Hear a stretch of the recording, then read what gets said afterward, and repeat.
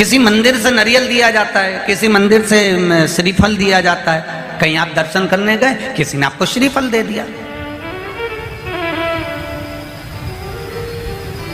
दो जगह पर मिला हुआ श्रीफल का स्मरण करिएगा जरा।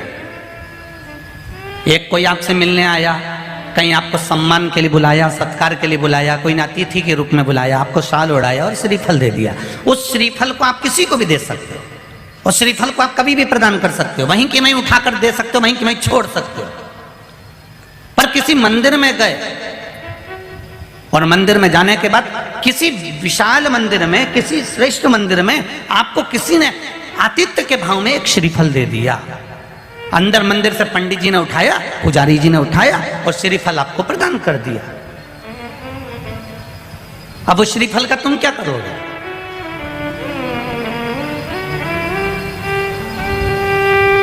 अब किसी को लगता है कि हम इसको फोड़ कर खा गए और अपमान हो गया तो भगवान का, और किसी को लगता है इस श्रीफल को हम अपने घर में कहीं लाल कपड़े में, कहीं पीला कपड़ा में, कहीं इस कपड़े में बांध के रख लेते हैं। महाराज, कई लोगों को लगता है इस श्रीफल को हम किसी दूसरे को देते हैं, पर भगवान का प्रसाद हमको मिला था, हम कैसे दूसरे को देते हैं?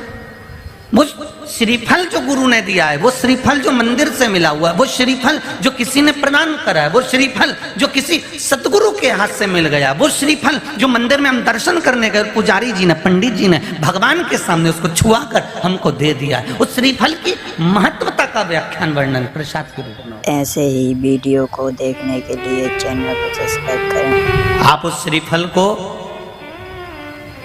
अगर कोई कह दे कि इसको तुम्हें जीवन पर्यांत रखना है तो भले रखो, पर अगर उन्होंने केवल आतिथ्य के भाव से कि आप भगवान का, देवी का दर्शन करने आए हो, राम का दर्शन करने आए हो, श्री हनुमान जी का दर्शन करने आए हो, ठाकुर जी का दर्शन करने आए हो, तो आपको उस भाव में उन्होंने श्रीफल प्रदान कर दिया, तो उस श्रीफल को आपको 5 रात्रि, 3 रात्रि या 7 रात्रि अपने घर में रख सकते हो,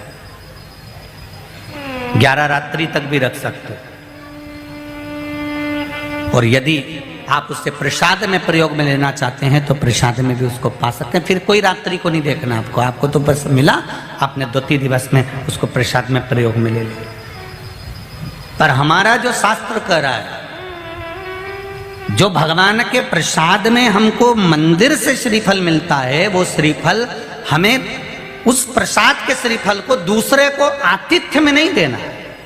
हम बहुत गलती कर जाते हैं कई बार, उस श्रीफल को हमने बाकी के श्रीफल के साथ मिला लिया और मालूम पड़े वो दूसरे को चले गया। नहीं, या तो उसको प्रसाद के रूप में प्रयोग कर लो, या फिर उसको रखने के बाद में फिर किसी श्रेष्ठ जगह पर उसका विसर्जन हो जाए तो श्रेष्ठ है। अब कितनी जगह गए तुम? पावागढ़ गए, वहां से माता जी ने नारियल दे दिया, वहां से लिया, फिर अंबाजी गए, वहां से नारियल लिया, फिर कहीं गए, वहां से नारियल लिया। अब इतना नारियल को तो तुम अपने यहाँ बंद कर रखोगे नहीं। ऐसे ही वीडियो को देखने के लिए चैनल को सब्सक्राइब करें और बेल आइकन को प्रेस कर लें।